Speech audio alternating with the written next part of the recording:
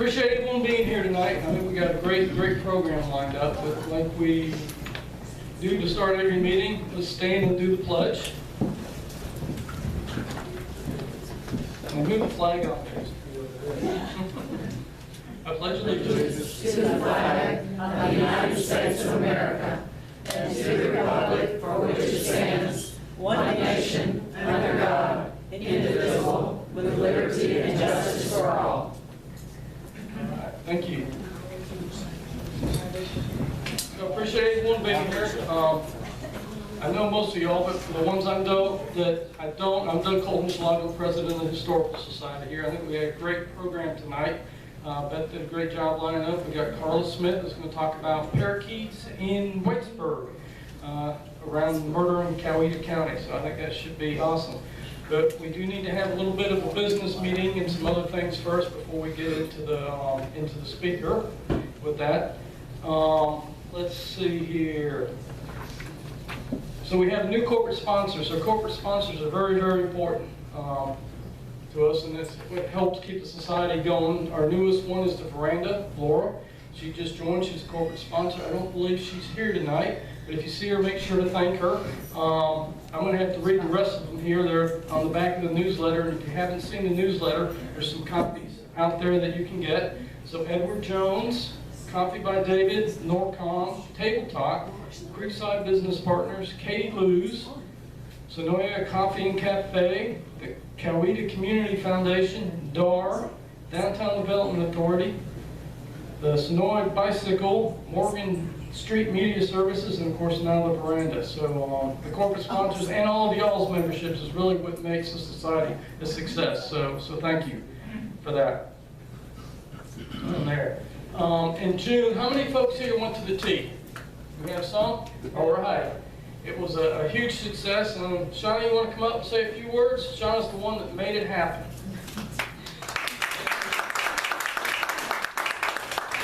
Hi, for those of you that don't know, I'm Shauna Mooney. I was the chair of our tea party this year. It was a great success, and it would not have been a great success without our many, many volunteers and our tons and tons of community partners.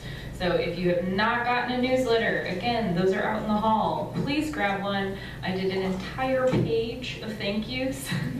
And so if there's any local businesses you see on there that maybe you have not been to yet, I would encourage you to visit, thank them, spend money there. They're all awesome. They were super helpful.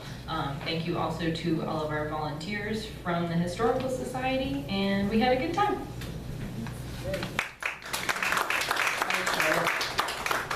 So if you missed it this year, we'll be doing it again next year. Go ahead and get signed up. Let's see here, moving on. Oh, so I think everyone knows about the new porch we got out there from the DAR grant and everything. And even though the newness is wearing off, we did discover something that is a little harder to keep clean. It's harder to keep swept up with that. So we'd like to thank Hal and Vicki, who donated a battery-powered blower. That blower is trying to sweep the air. Thank you for that. That's a big deal, keeping that porch nice like that. Let's see here. Maureen, museum updates. I do have some. Of course I do. The museum team is meeting on Tuesday, this coming Tuesday, at 7 o'clock right here in this building. If you would like to know what we do as a museum team and might just want to sit in on this meeting and just kind of audit it and see if it feels like something you might want to do with your time, because it is worth your time. So that's next Tuesday at 7 o'clock right here. You're more than welcome to come. We would always love to see our museum team get even bigger. The other thing I'd like to bring up is we are partnering with the Noonan Coweta Historical Society with the Passport to Coweta program. It's a summer program ending in August, but there are 10 historic sites in Coweta County that you can visit, get your little passport book stamped, and learn and have fun throughout the summer. So you would go to the Noonan Historical Society to get your passport book. It would be $5. And then we are one of those 10 stops. So we've had people coming in all weekend to come and tour our museum. So it's been really good for us, and we're happy to be partnering with Coweta County Historical Society. And now I just want to say that it has been a journey witnessing this museum fill up with all things Senoia. Those of us who can remember when these rooms were sparsely filled, and those of us who volunteer our time here as museum team members know the joy of the acquisition. Tonight, you have the good fortune to witness an acquisition that is both beautiful and meaningful. Claudia Wood is a longtime Senoia resident and a society member and a gifted and talented fabric artist. Claudia shared her time and talent with us in February when we filled our rooms with her beautiful quilts, an event that became our highest attended exhibit. I'm happy to say that Claudia returns today, and I am pleased to accept this donation of her quilt of the Senoia Area Historical Society Museum.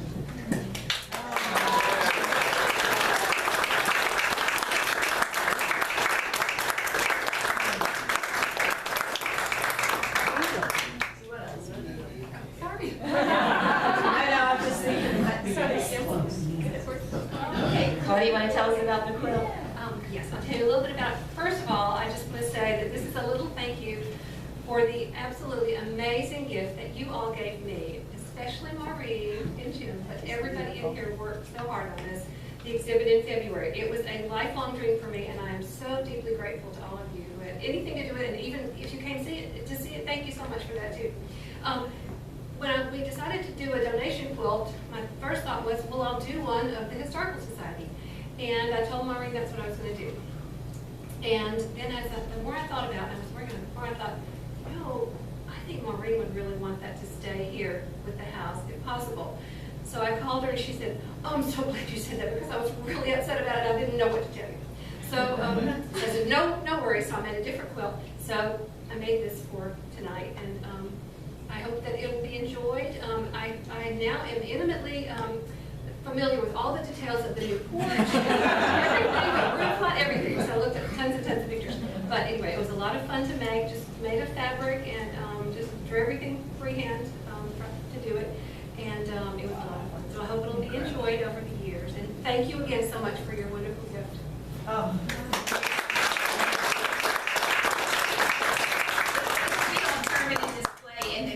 But tonight, if you can get a closer look at it, she even has our turquoise furniture behind our new railing that made it into the quilt. So we'll get a closer look at this later on.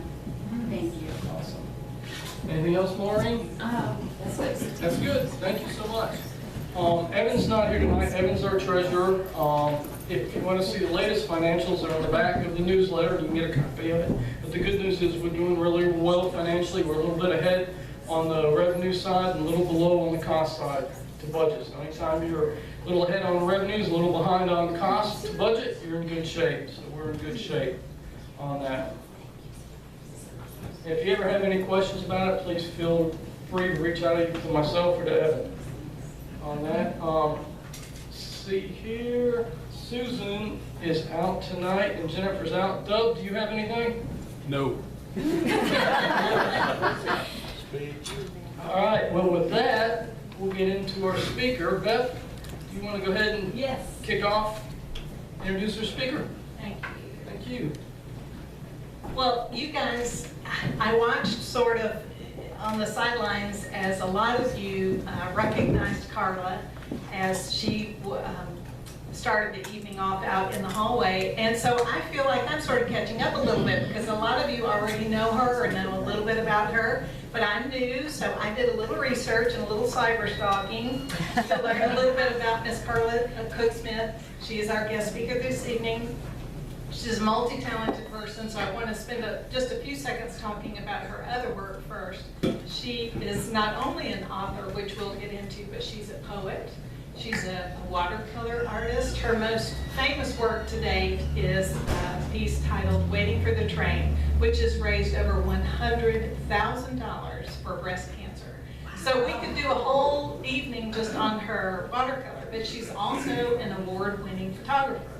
So there are a lot of aspects, sort of a Renaissance woman, if you would, to Miss Carla Cook Smith, and some of you already know that. But this evening we're going to be focusing on her latest novel. This is number 10 of her novels that she's written. 3, I believe, just for having to do with Senoia.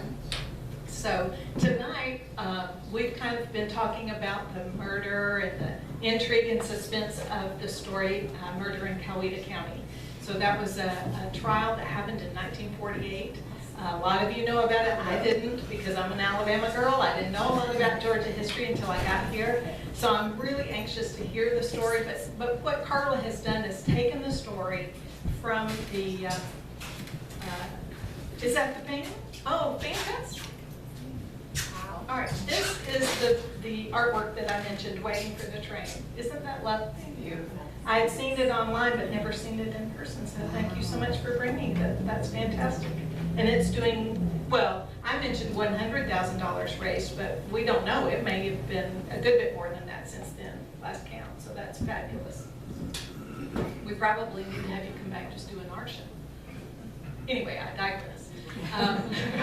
So we'll move on and talk about Parakeets in Whitesburg, where she picks up the story from the execution, and sorry, spoiler alert. In case you don't know, they got their guy. But anyway, please welcome with me Miss Carla Cook Smith.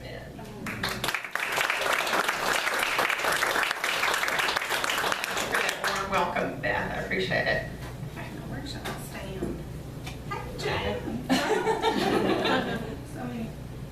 That's not good. Okay. We're going to decide to do an update, but it's 92%, so I'll get your pictures up in a minute. Well, trust me, I have plenty to say.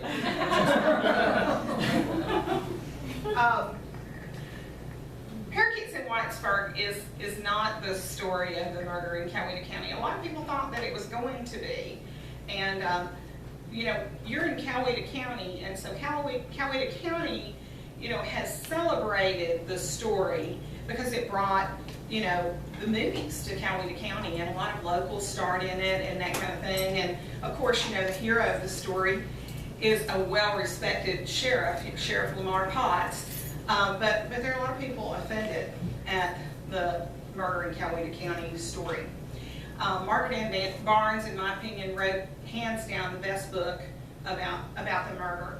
In my opinion, Dot Moore wrote the best book about John Wallace, No Remorse, and it tells everything from childhood, you know, forward. Jeff Bishop did a remarkable play called Flies at the Well, which was a musical. How many people saw that? Anybody get to see that? I mean, it was, didn't you think it was amazing? It was just amazing. I met Johnny Turner, who was the son of the murder victim. And the day after I met him, we saw the murder in Coweta County at the Carnegie Library. And so I had seen it a lot of times. I watched it to see, you know, how close it was to the book, and I watched it to see if I could spot the people I knew that had, you know, were extras in the movie, and I watched it for a lot of different reasons. But I want you to close your eyes for just a minute. And I want you to think about your dad. And just get a good picture of your dad there. And imagine that you didn't really know who your dad was until you were 22 years old. And when you found out that the man that you grew up with that you thought was your dad wasn't really your dad, then you found out that he was murdered. So then you go to watch the murder in Coweta County, and you know what a heinous crime it was, and about the body being thrown in the well, and pulled out, and burned, and just desecrated in every way that you could. And you can open your eyes now.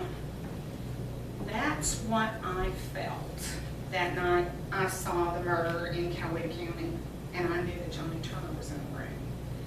And so I walked around the corner, and all these people were lined up to see the movie producer. I mean, it's exciting when a movie producer comes to town.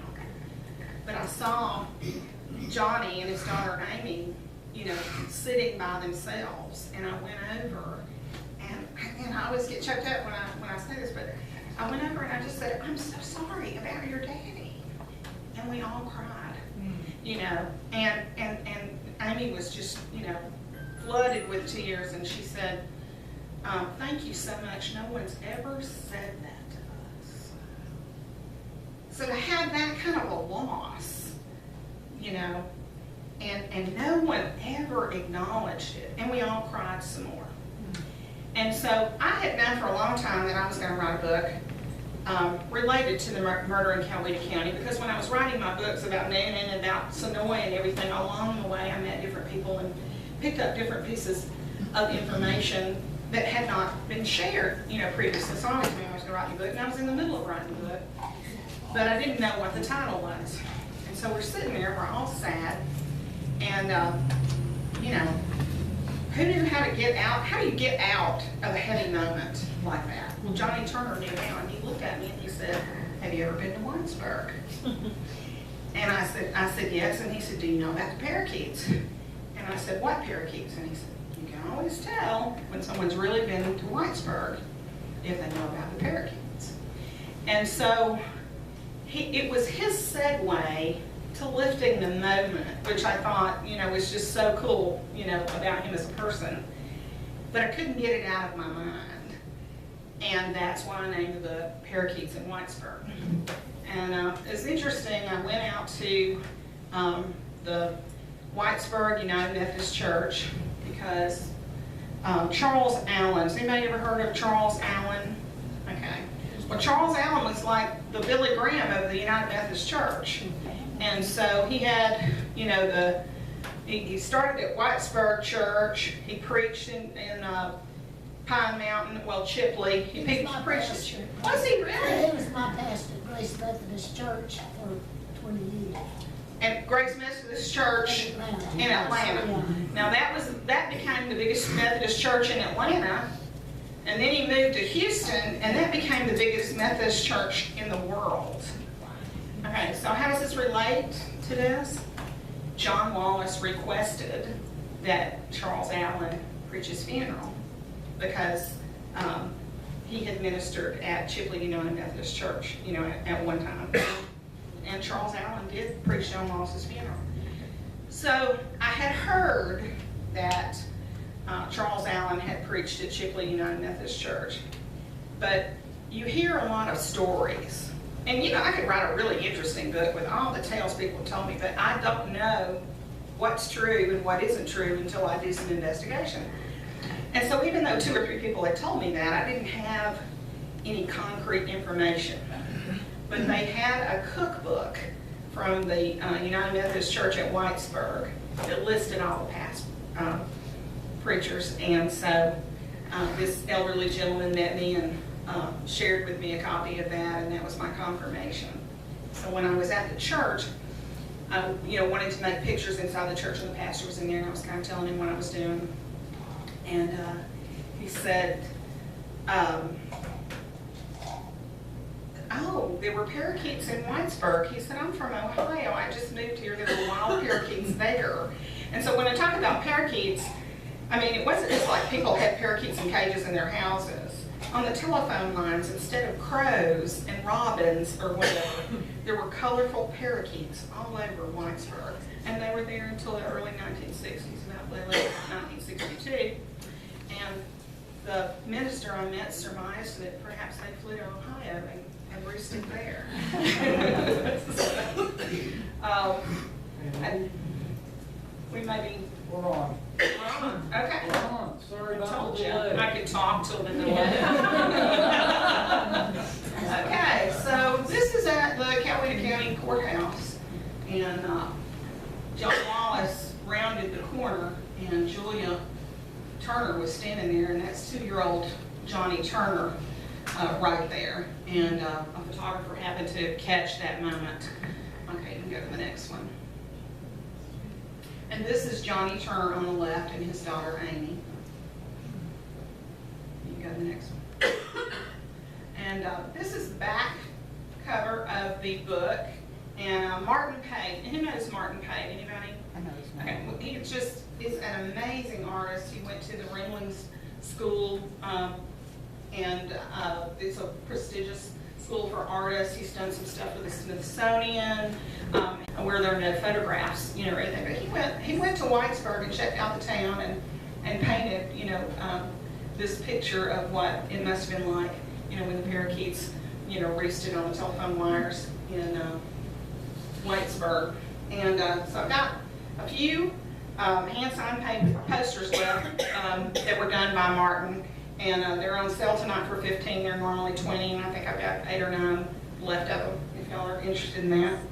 And I'd be happy for the museum to have one, of course, to put here. Well, thank y'all so much for having me. Awesome.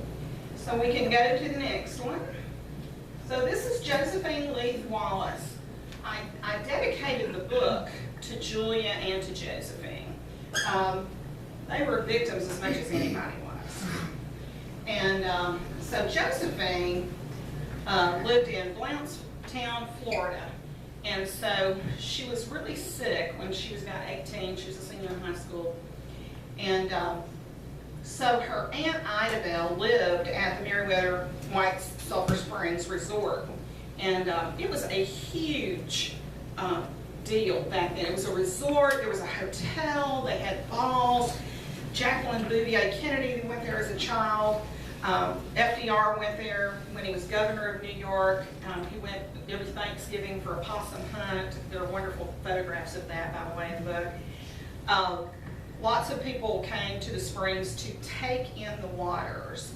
And so the waters, there are 4 springs actually there. They get the, they are now bottling the water.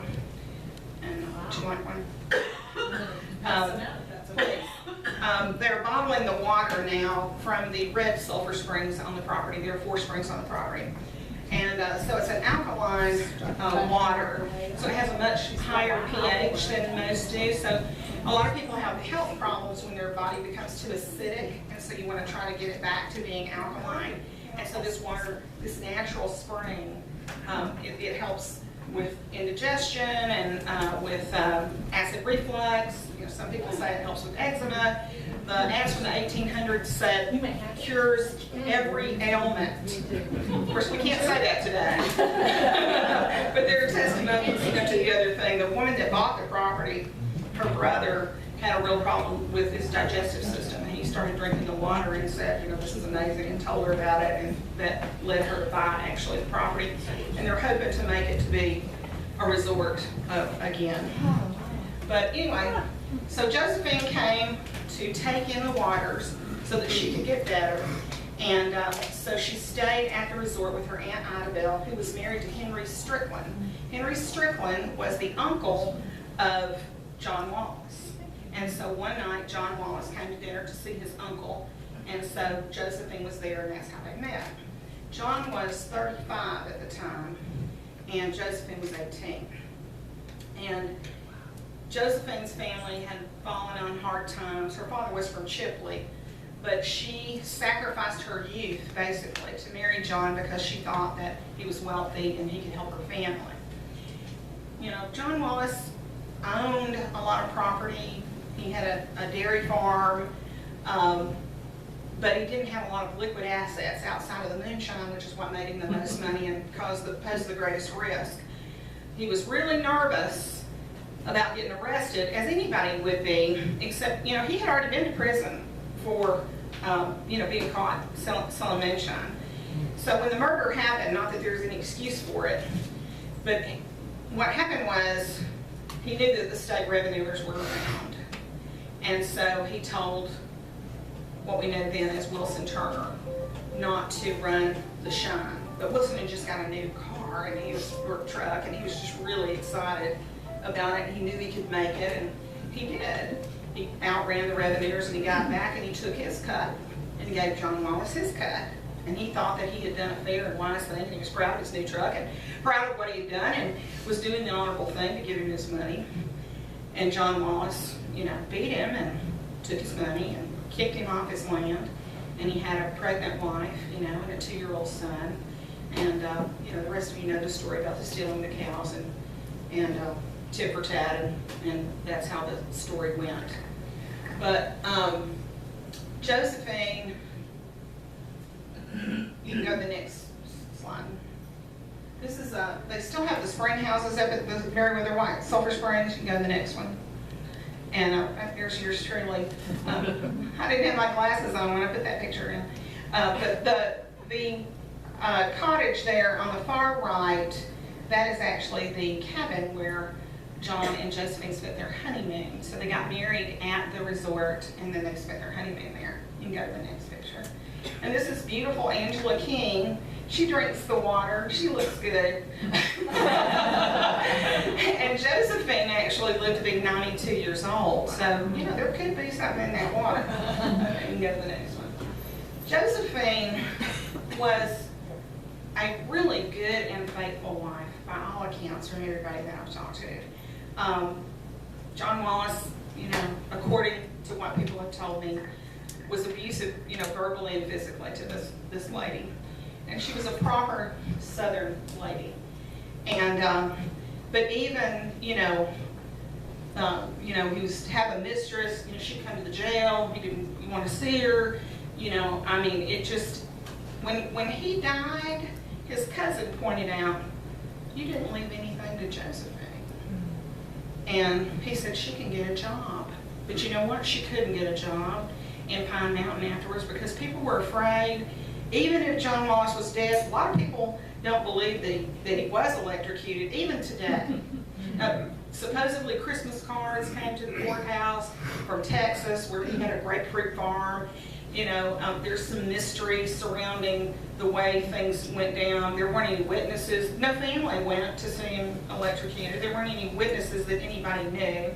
He went to a private funeral home. Nobody was back there attesting that, you know, that it was open. He came to another funeral home. The coffin was sealed. And so some people think, you know, that he's, I mean, they really do. They think that he escaped to Texas.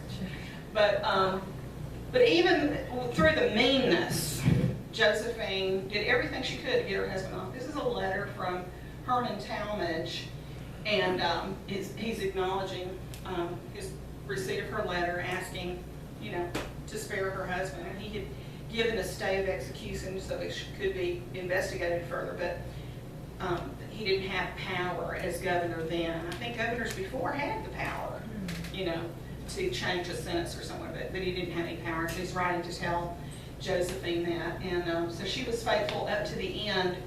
And every person that I have spoken to used the word pleasant to describe Josephine. I mean, every single person. I have not heard one bad thing about her.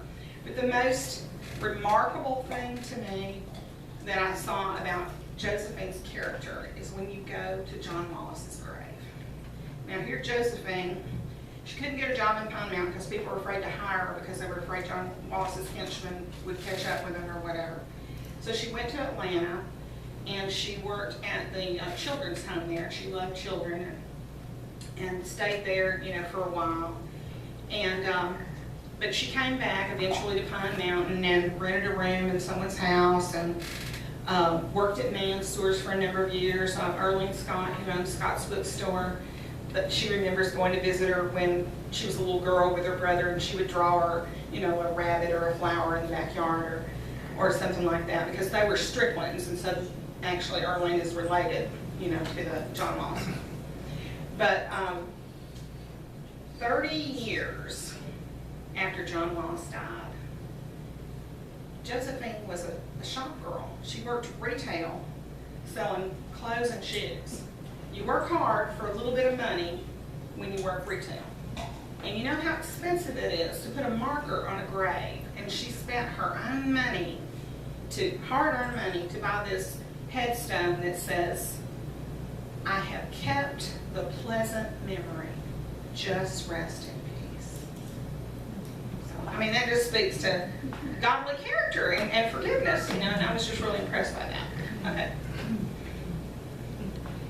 Here's John Wallace, and it's in the right-hand corner.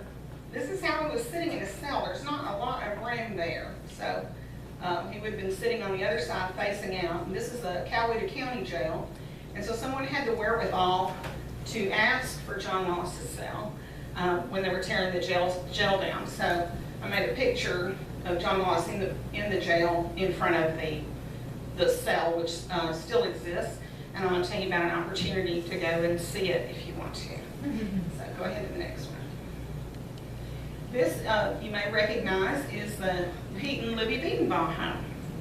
And so this is kind of a funny story. It looks really different now. It's on my word. They really built onto it and colored it, and where Bonnie's trailer was, the house is being built.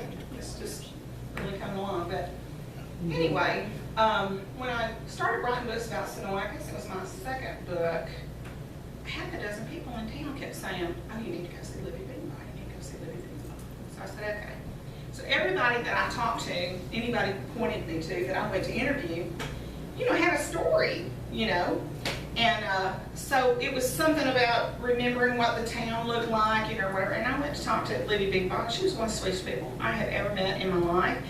And she offered to give me crochet lessons, and I regret that I didn't ever get back over there to do it. But we talked, and she was a good mother. And I had a funny story about Bonnie did something, and she was going to get a whipping, and she climbed a tree, and she stayed in the tree till dark, because she knew when she came down that she was going to get a whipping. So, she just got it at dark instead of in the daytime. But that was really about all that I had, But I'm interviewing her, and so I have to tell a story, And so I'd ask her, she had a peach label from Senoia. I had looked for one for forever, and I was so excited. And when I got over there, she said she had one that was in her sewing basket, and their back room got struck by lightning and burned down. Their sewing basket burned up, the peach label burned up with it. And so so did all of their, unfortunately, old family photos. I mean, it's just really a tragedy. And so she didn't have any old photos to share with me or anything. I talked to her for about 2.5 hours, and I thought, well, I'm just going to write about a nice mother in Senoia, Georgia. And so, that's what I ended up doing. And so I got up to leave, and I just noticed this picture on the wall. And I said, is that Johnny Cash? Oh, yeah. We met him in the filming of the murder in Coweta County. My husband and I were in the movie. and my husband helped solve the murder in Coweta County. And I just fell back down on the couch. and so she told me the story. And it's interesting, I don't know how much a promise means to the world right now. But back in the day, and when I was being raised and everything, honor was important, and respect was important, and a promise was a promise.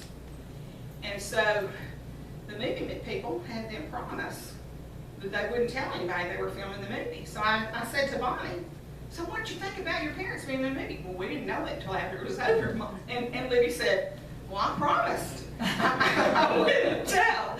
So she didn't tell anybody. Okay, go ahead to the next one. This is a picture of Johnny Cash and Pete Biedenbaugh that on the set of the filming of Murder in Coweta County that I saw on her wall, which saved my story. Okay, we can go to the next one. Okay, this man here, this is Albert Brooks. So Albert Brooks and Robert Lee Gates were the two African-American men that worked as tenant farmers on John Wallace's land along with Wilson Turner. And so after Wilson Turner was dead, John Wallace just told his laborers, which Albert and Robert Lee were, that he needed to get something out of the well. It was a package out of the well. He didn't tell them what it was. So imagine working with somebody on the farm regularly and knowing your place in the dirty South in 1948 and taking a grappling hook at the behest of your boss and pulling it out, and at the end of it, there is this man that you have personally known with the back of his head shot off, and you're pulling it out of the well. Can you imagine how frightening that was for them? Because you know, they were African Americans, and their lives were not worth very much back then. And this was a white man that worked with them. He was willing to do that to them. What would he do to them? So you can go to the next one. This is the grappling hook that they pulled the body out with that somebody got, and it's on display. You can go to the next one. This is the W.C. Adamson cabin, and the W.C. Adamson, they're, you know, fine, upstanding people and have been here for generations. This cabin actually, their great-great-grandmother lived in it by herself. Her husband had died, and she went out in the front yard and buried her quilts and her treasures and stuff before the Union troops came by. And so this is actually the oldest structure in Coweta County, this cabin is. And this, first, Lamar Potts sent Albert Brooks and Robert Lee Gates to Columbus jail. Nobody was looking for them in jail. And so they were there until they were, you know, released. And so when they were released, Sheriff Potts arranged for the Albert Brooks and his family to live in this cabin, and nobody was looking for him there. Robert Lee, you know, left the area, and we don't know much more about him, but Albert Brooks lived to be about 93. Of course, he moved on from this cabin then, but you know, Sheriff Potts really went a long way, and so did Judge Boykin, to save the lives of these men who were also heroes to the story, because it took amazing courage to testify. Okay. This is Sheriff Hardy Collier, and he was the sheriff of Meriwether County, and he actually lived at the Greenville jail. So he was indicted when John Wallace and the other men were indicted, but he didn't get his day in court because he had a heart attack and died before his court day came. And so I had some new evidence come to light with regard to him. His nephew is in law enforcement, and he took it upon himself to investigate the case against his uncle, because his uncle was a well-respected man, and people in Meriwether County remember Hardy Collier as a well-respected man, and there are always two sides, you know, to the story. And so there's a lot more information about Hardy Collier in the book, but one of the things is his jailer, her name was Vivian. She refused to grant an interview to anyone, but she did grant an interview finally to the nephew. And so her account was, you know, he was over 100 miles away when, you know, Wilson Turner left that day in his truck and was released from jail, and that he had instructed her to tell the man at the local service station to fill up his truck with gas. And I've been down to Greenville and looked at things from different areas, and if you're going around that circle in Greenville, I mean, it's like being in a helicopter. You can see everything. And so, you know, I'm surmising that he was going around in his truck and he saw, you know, John Wallace and his men, and then he just, you know, decided to get the heck out of Dodge. The draining of the gas from the truck is like the easiest thing to disprove. All you have to do is go to Greenville and drive from Greenville to Moreland. And, you know, if he was out of gas, he wouldn't have made it, the Coweta County line. That's just a fact. So that's interesting to me. Go ahead. This is the Greenville jail as it is today.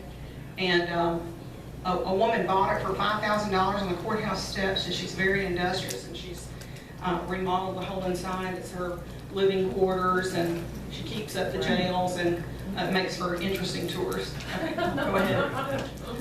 Okay. I want to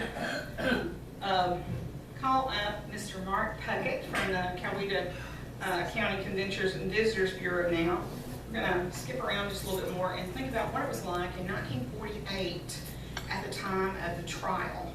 And so there was something that was really pertinent to that that time, and that was the Sacred Heart Singers.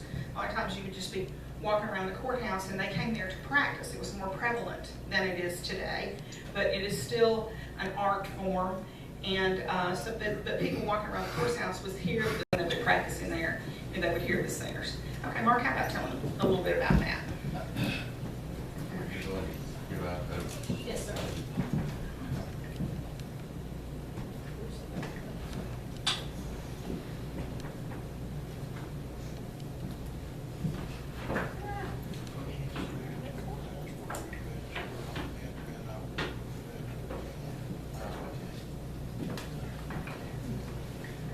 I'm not really a public speaker, and I'm sure you'll agree with me when I sit down.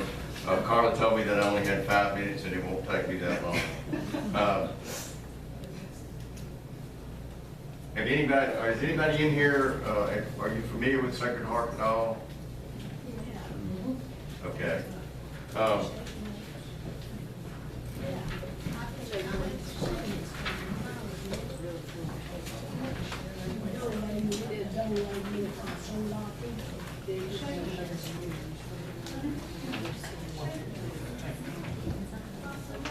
I told you that I was not a public speaker, and I'm not, a singing school teacher, so I can't teach you how to sing Sacred Heart. My only claim to fame is I'm Carla's friend. I'm also friends with Miss Nancy Roy. She's my classy friend here in Senoia. Sacred Heart singing is a 200-year-old style of hymn singing. The singers sing the notes, fa, sol, la, and mi, and each note has a different shape. Fa is triangle, so is circle, la is square, and mi is diamond shaped. The music is written like other forms of music on the staff of 5 lines and 4 spaces. The placement of the note on the staff teaches you how high or how low the note is. The difference in Sacred Heart is that they use the 4 shapes in the notes. So it's a cappella, 4-part harmony a cappella singing. And we have a singing in the courthouse, 4th Sunday in October, from 10 to 3. We have dinner on the grounds, but we don't eat at the courthouse anymore. We eat over at the Carnegie Library. The oldest Sacred Heart singing in existence today, convention, was formed at Macedonia Church in Coweta County on Roscoe Road. It was formed in 1852, and it's called the Chattahoochee Sacred Heart Singing Convention, and it has met every year since 1852 on the first weekend in August. There were 2 prominent singers and songwriters in Coweta County, the Reese brothers, J.P. Reese and Henry Smith Reese. They were both Confederate soldiers, and they were avid singers and songwriters. They're both buried in Coweta County. I just brought a few books here. I brought Sacred Heart book if anybody wants to see it. A lot of the hymns in the song book came from the Primitive Methodist hymn book. This is just really a poetry book, or the Primitive Baptist hymn book, which is nothing but the words. But the singers would take the words and they would write the music to them, and they put it in the Sacred Heart song book. This is the earliest Sacred Heart song book. It was written in 1844, and it's really small. Over the years, this was enlarged, and different songs were added, so the book now is this size. But I do hope that y'all will come to the Sacred Heart singing. It's from 10 to 3, 4th Sunday in October. If you'd like to eat lunch with us, please bring a full dinner basket. Everybody likes fried chicken at a Sacred Heart singing. But this information that I give you, if you read over this, it will give you an idea. And I also put some copies of some of the songs here. One I'm sure you'll be familiar with. It's called Amazing Grace. The Sacred Heart singers call it You've Written. But if you learn to sing if you sing the notes, this is treble, alto, tenor, and bass. And the tenor line carries the melody. So if you learn the 4 syllables, fa, sol, la, and mi, rather than sing the words, you can sing the notes. And that's the way they do it in singing, is they sing the notes and then they go back and sing the words. The courthouse is a wonderful place for singing. It has a great echo. It's all a cappella. It is a cappella, right. This is a picture of the singing. We started back in 2014. Of course, don't be discouraged by all the empty seats. They did eventually fill up. And the singing has built up a little bit over the last 5 years. But that just shows you the singers are sitting up front. So if you want to just come and listen, you can sit there in the audience. You can stay 5 minutes or stay all day. We'd love to have you anytime to come. And I will tell you one thing. I can tie a little bit of Sacred Harp in with a character from the Murder in Coweta County story. The Chattahoochee Convention that started in 1852 would travel around. I mean, the church could call for the singing like it's been in the Senoia area several times. The church where Miss Mahaley was a member, Caney Head Methodist Church in Heard County, had the singing there in 1914. Miss Mahaley would have been about 39 years old. And that was probably 1,000 people at the singing at that time because it was a 4-day singing. It lasted from Thursday to Sunday. So I just assumed that Miss Mahaley was probably there. They had dinner on the grounds at that time, and I'm sure she loved to eat, and she probably, with 1,000 people within walking distance of her home, she was hoping to make a little cash. So I feel like Miss Mahaley was probably at the Sacred Harp singing in 1914 at Caney Head Methodist Church. So I do hope y'all will please come to the singing. We'd love to have you. I know you may not want to miss church, but you can come after church. We sing till 3 o'clock, so please come to see us.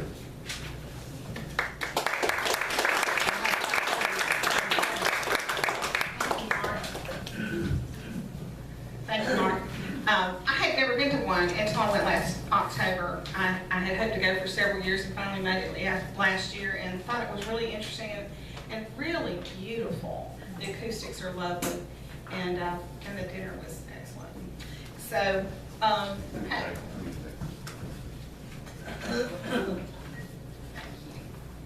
And please come and see Mark's display. He always does a wonderful display. He does the displays at the visitor center at the courthouse, and he just always does a wonderful job. So come and look at his display. Okay, so Mahaley Lancaster is probably the most interesting character related to the murder in Coweta County. And so people have said she was born with a call. She was born with a call, C-A-U-L, call. And so I didn't know what a call was, and I started looking into it. And but anyway, people that are born with a call or born with a veil are supposed to have special powers and insights and that kind of thing. And so I reached out to a photographer in Dallas who does birthing photos. And this is actually a photograph that I got permission to use of a baby that's born with a caul. So when you're born with a caul, this membrane is over your entire face, and so they have to take it off really quickly because if it dries, you know, it could hurt the skin. You know, so they have to do that really quickly. And if they're born with a veil, it just comes down halfway. But that's what that is. I didn't know, so you might want to know too. Okay. So Mahaley ran for Senate twice. This is her portrait in 1922, and then you go to the next one. This is her portrait when she ran in 1926. She was really serious about politics. She could not stand lobbyists, and she is in good company. But she wanted to put new textbooks in school. She wanted to lower the taxes, you know, for the poor. She didn't see any reason why women couldn't do everything that a man could do, and she thought that women should be on juries, and they were forbidden from being on juries, you know, for a long time. And you know, of course, they couldn't vote. And once women started to vote, Mahaley sprang into action. And so she, you know, there wasn't mail route delivery, you know, for a long time. And so when mail route delivery, you know, came out to her county, she bought law books. And then she started going to Carrollton, where she read the law. What that means is you go to a law firm and you are under like an apprentice to an attorney, you know, and you didn't have to go to law school in those days to be an attorney. You could do that. There's no evidence to showing that Mahaley ever had a law degree, but there was a fire in Heard County that destroyed a lot of her records, so it's plausible She did actually, you know, I have proof that she represented people in court and they recognized her. You know, there's been some say that she had played a part in an Atlanta trial, and that's not true. She's supposed to be in some of those pictures, and so I kind of dismissed that rumor, you know, in the book. Okay, you can go ahead. This is what people think of mostly. This is the image that comes to mind when they think of Mahaley generally. And this is, by this point, you know, she was older and eccentric, and I think she was having fun with her eccentricity. I think that she was very much her own person, like always. And but there's so much more to her than this, than being a fortune teller. She actually hated being called a fortune teller.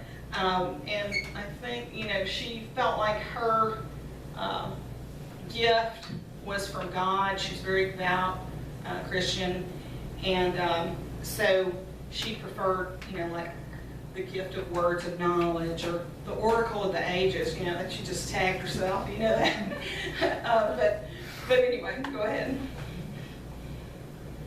So, but as you can see, this is Mahaley front and center. She had like 13 or 14 brothers and sisters. And so she assembled her family. It was her, I'm pretty sure it was her idea to have this, wouldn't you think? And so she's front and center with a guitar that she never played.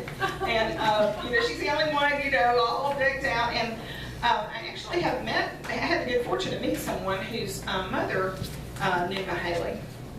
And actually knew Mahaley's mother.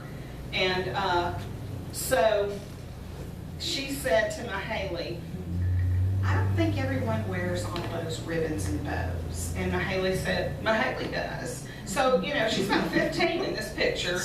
And she loved to go have her portrait made, as you've seen, and not just for special occasions.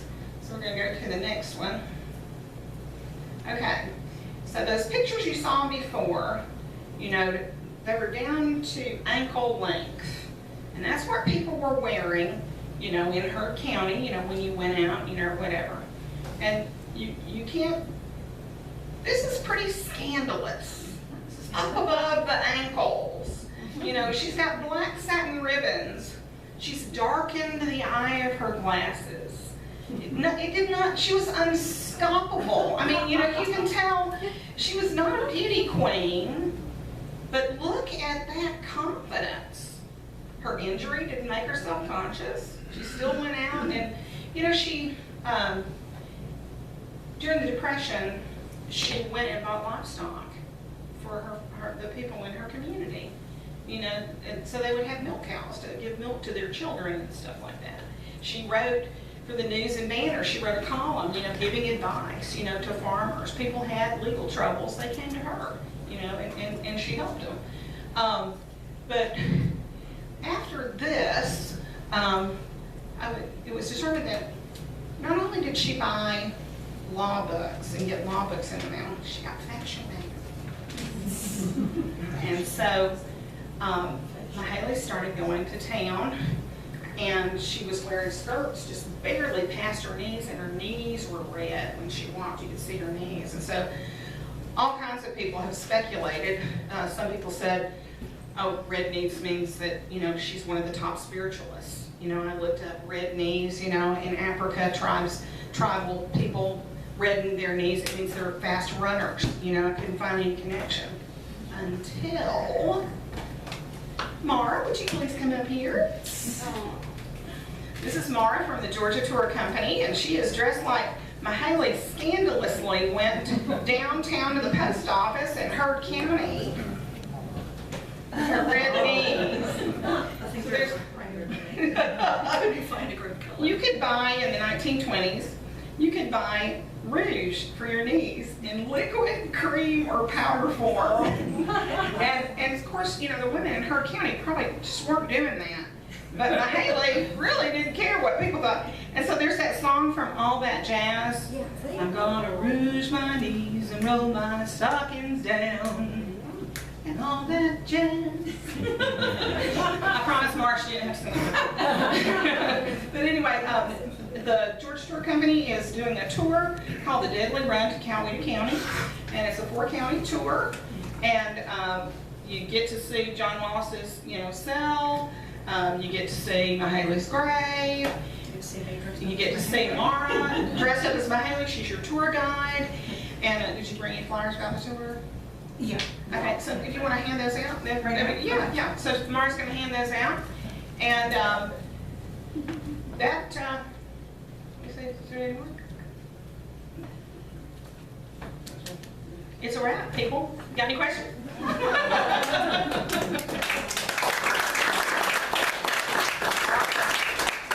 Awesome, thank you, Carla. Really, really appreciate it. I think I'm gonna go on that tour too. That sounds like a good one. Sounds like a really good one. That's all we have. Hang on, I've got some. As soon as Beth finishes passing that out, we'll start wrapping up. Yes, Jane? I think it was interesting when we went to Mahaley's grave, people always put money on the grave, and they'll leave money. Now, who gets it, I don't know. The church. I figured the church did get it, because it's right there. Yeah, the church. That's church. do that? What's church? Because she charged $1 for the readings to delete $1. Oh, The wow. United Methodist Church, kind of near Brewsterville, at the Herd Cow. Yes, ma'am. Like Herd Carroll. Here's a native.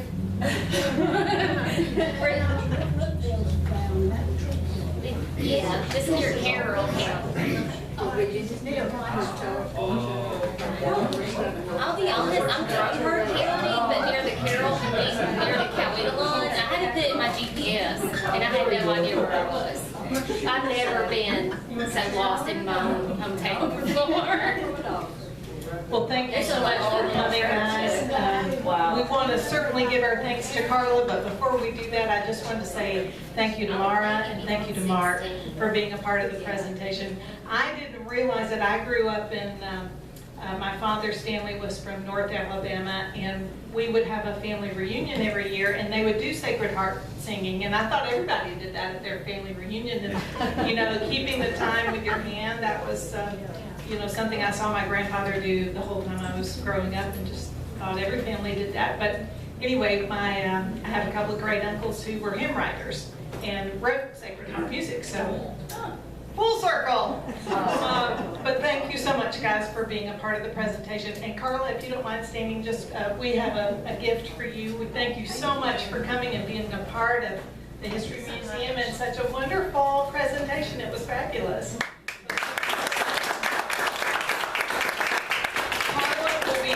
Sticking around for a little bit. She's got her the book for sale, so that's outside in the lobby. They're $20, and she'll be happy to sign those if you would like a copy, and also the poster that you brought.